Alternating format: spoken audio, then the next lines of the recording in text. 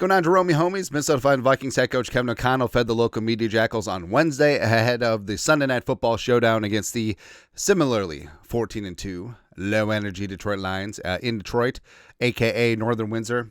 Bring it. Said some things, said some stuff. Also, we're saying that we're having 20% off sale at purpleftw.net right now. Get the Jerome hats, get all the stuff. Through January 3rd, promo code FLURRIES, not furries, because that is a different connotation. Flurries, 20% off everything at the store. So, Kevin O'Connell, nose tackle Taki Taimi, getting close to return, which would be fantastic. Taimi, when he was on the Rooster, before he went on injured reserve, was really solid at eating up space. He and Jalen Redmond had really stepped up and gotten some really good production, and I do think that Taimi could be a part of the Vikings defensive line going forward. Also, turnovers standing out on defense, where he did talk about how yardage sometimes really doesn't matter. Now, I think that's too much of a simplification. Like the context of the yards does matter, right? Because it's one thing if the game is tight throughout, toe to toe, blah blah blah. It's a whole nother thing if you get up by 3+ scores and the other team is starting to operate and go in 2-minute drill, and your defense is, don't want to say relaxing a little bit, but it's in the context of the game. It makes more sense to not dial up the zero blitz, give them a chance for a fluke play to really get back into the game. I understand that's a frustration with the prevent defense, but that's just how the games ebb and flow sometimes. So even though the Vikings defense does give up a lot of yardage on paper on purpose, I mean, this defense is still really damn solid. And turnovers, Vikings are tied for the league lead with 31. Also, turnovers plus turnovers on downs are huge momentum plays, and it's really important because fourth down stops are akin to a turnover. Guess who we're playing this week? Yeah, I don't think Dan Campbell's going to be taking many shots to just play conservatively. So Flores and company, they know that basically everything is going to have to be 4-down territory, and getting a huge stop is massive. It really is big for momentum because games aren't played in a vacuum and players aren't robots, and that really does matter. Also, you talk about Monday Night Football, seeing the Lions and the Niners, incredibly physical, classic type game, and I do think that the rest factor does really help out the Vikings, where the Vikings, even though they played in the late window on Sunday afternoon, they had 36 extra hours of rest between the time their game ended and by the time the Lions landed back in Detroit early on Tuesday morning. So I do think that Lions on a short week, they had the usual nicks and bruises from a game on Monday night against a very tough physical opponent, and I think that could benefit the Vikings. Also, Hockenson, revenge game. So I returned to the scene. He and Dirty Kirby Joseph on a collision course yet again, pun intended, but significant to have him back for the rematch because remember, the Vikings did not have TJ for the first go-around against the Lions Week 7. They also didn't have Blake Cashman outside. How about that? The Lions did have Aiden Hutchinson. Fully understand. Fully get it. All right.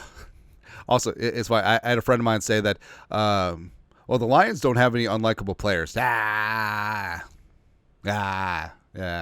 Also, impactful, for TJ heading back to Detroit. But he did also say that, TJ is a pro's pro, and even though there's going to be some emotion there, like he's got some former teammates there, he had some good success there.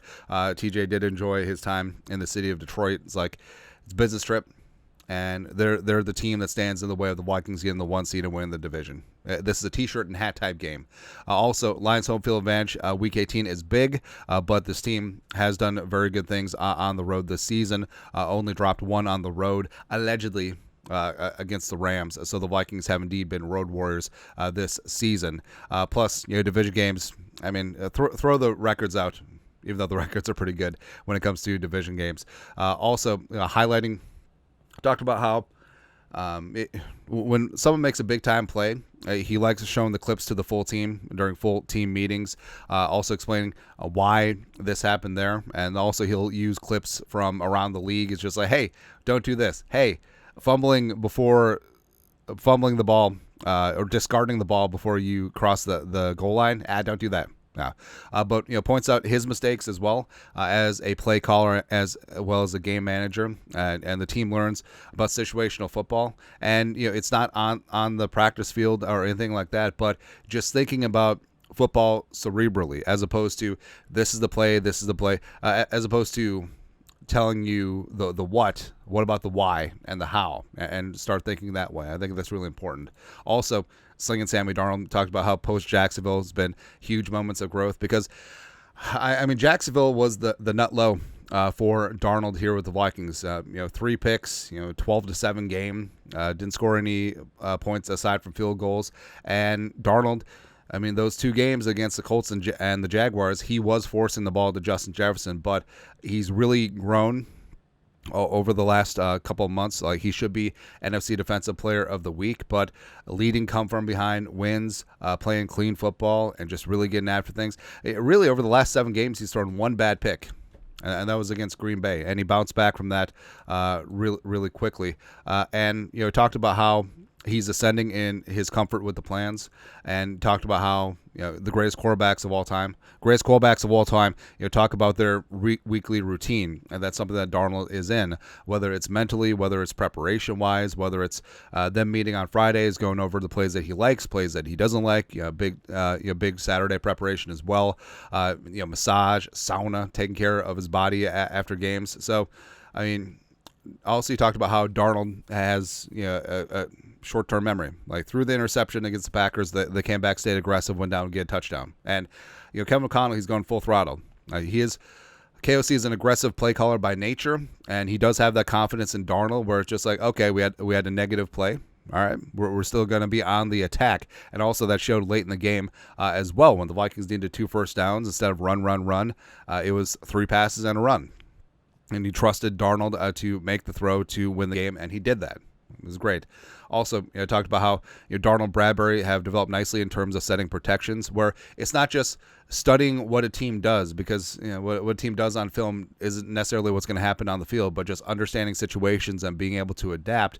And that's something that you don't really think about, where the Vikings offensive line has gotten precipitously better over the last couple of weeks, and a large part of that is calling protections. And it's Darnold and the O-line, and Jones or the running backs, or Josh Oliver being in sync and having clear communication, because it's not just we just whip somebody's ass. No, it's being in the right place.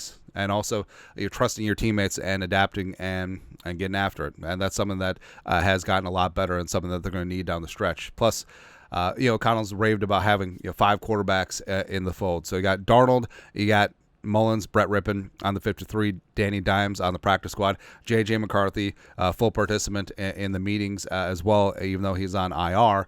But it's all about player development.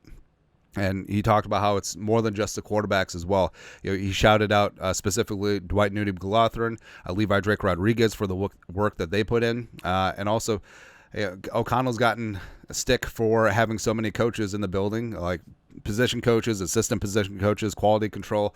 But he loves developing coaches as much as he loves developing players, where their development is key. And he wants to have that ginormous coaching tree at the end of the day, because he's really just paying it forward, whether his time as a player, his time as a coach, rising up the ranks, and having a building full of high football IQ people who just want the best for the team and level up and get better, for not only for themselves, but also specifically for the team. I mean, that's contagious. And that bleeds over to both sides, all 3 sides of the ball, all position rooms, coaches, players, everything. So it's really, really smart what Kevin O'Connell's been doing. But that's it. Kevin O'Connell's Wednesday presser ahead of the low-energy Detroit Lions on Sunday Night Football. Let us know your thoughts, our thoughts, his thoughts, comment section. You guys are the best. You know what to do. Skull Production Value.